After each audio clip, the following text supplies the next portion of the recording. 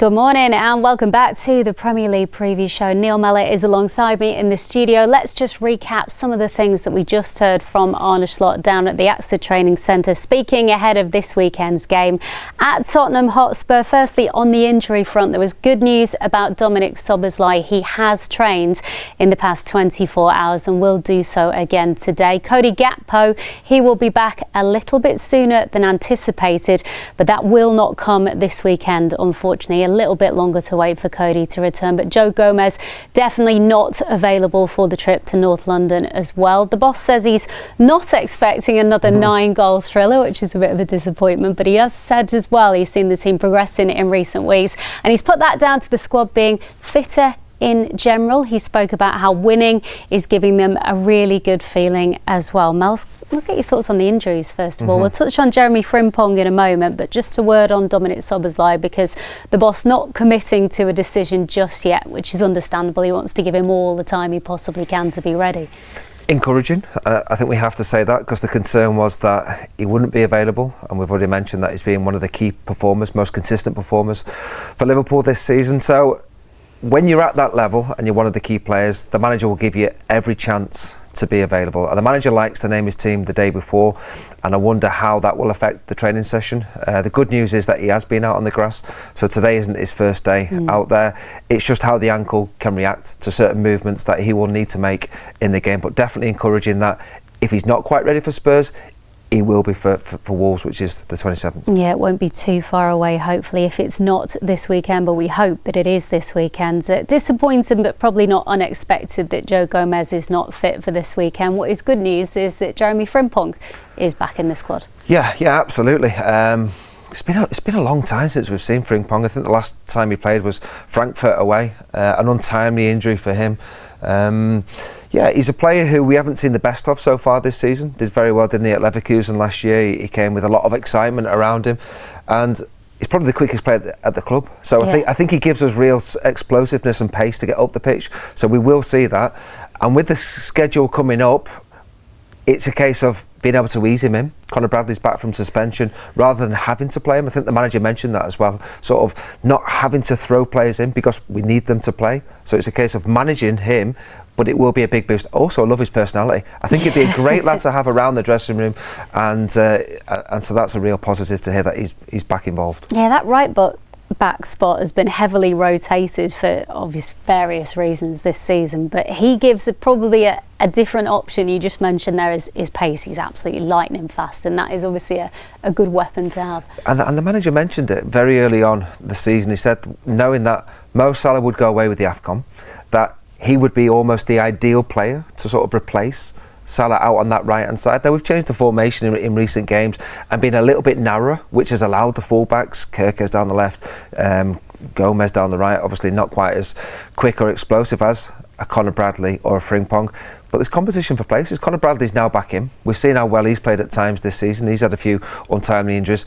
And also Frimpong. I think for the January schedule, when there is 9 games, I think that'll be important to rotate. But yeah, we may well see him on the pitch at some point in the next few games. Some praise for Ibou Konate from the boss in the press conference today. He's not been alone in having had some difficult moments this season. Ibou, the boss, said a few weeks ago, sometimes he was at the scene of the crime a little bit too often. Said today that's not been the case in the last few weeks. It's important to give praise where it's due and credit, and he's been pretty effective in the last few games. Yeah, but players need the support of the manager. They need that confidence, and he may well have been getting criticism from outside the noise, but for the manager to back you, that's really important.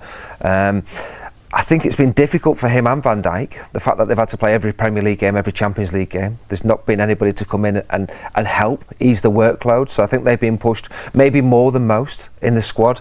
And at times, if you are physically, yes, it'll be demanding, but mentally as well, sometimes you can lose that little bit of concentration. So I think the pair are a really good pair, centre-half. So again, that little bit of a breather will have helped him, and his performances have been good. Just the odd mistake here and there this season. Yeah, big praise for Ibou Konate. High praise from the boss for Curtis Jones in the press conference, who is in the form of his life at the moment.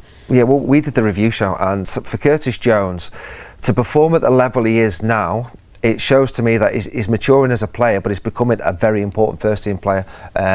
He's consistent, and the manager mentioned it. It's a case of not 1 game, 2 game. He's doing it in 3 important games. I think the performance at Inter Milan was an outstanding performance. To go to a team in a stadium like Inter and be as brave as he was to want to get on the ball and to want to say, I can deal with this, and then to back it up at the weekend against Brighton. So yeah, he's playing at a really high, consistent level. So for me, it's a case of, it'd be a surprise if he wasn't in the starting lineup. He's playing that well. That word is key, isn't it? Consistency, because the boss said there it's the first time that he's seen him reach that level in 3 games back to back, and you need to be able to extend that, I suppose, to keep that place in the team, because it's obviously so competitive. But yeah, there's a few reasons of it. I mean, maturity being one, developing that understanding with a new coach. He's had Klopp for a number of years, so now he's got a new coach in Slot. The fact also of rhythm. A player wants to play every game, and he's been maybe in and out. The midfield 3 last season, it was McAllister, it was Szoboszlai, it was Gravenberch. So the game time was limited for him, whereas now he's probably feeling, I feel part of this. And it allows the manager maybe to change the formation at times. Him and Gravenberch have been brilliant, a sort of 2 sitting, which has given Liverpool a bit more protection.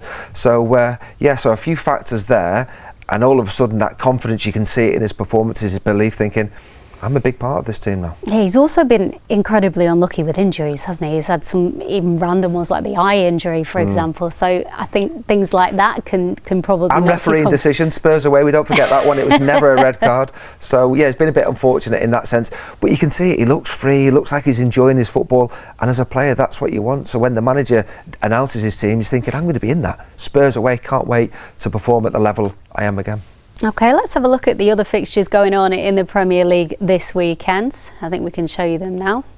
Chelsea go to Newcastle. That is the early kick-off on the Saturday lunchtime. There's a few other interesting ones there. You might think Manchester City have a bit of a home banker against West Ham. At Arsenal, they come to Merseyside. They take on Everton, while it's Villa United on Sunday. Some tasty-looking games there this weekend. Yeah, I feel a bit for Newcastle, because I think that's a fixture. They've got less than 72 hours to play. They played in the League Cup, didn't they? They got through the game against Fulham, so they're now in the semi-finals. That's a tough game for them. And Chelsea, they rotated their team completely, so they'll be a little bit fresher for that game. But that will be a good game. 2 teams who have certainly top 4 hopes this season. What else are we looking at? Sunderland, how will they be affected with all the AFCON players going away? I thought really impressed with them at Anfield. I think Brighton will fancy them.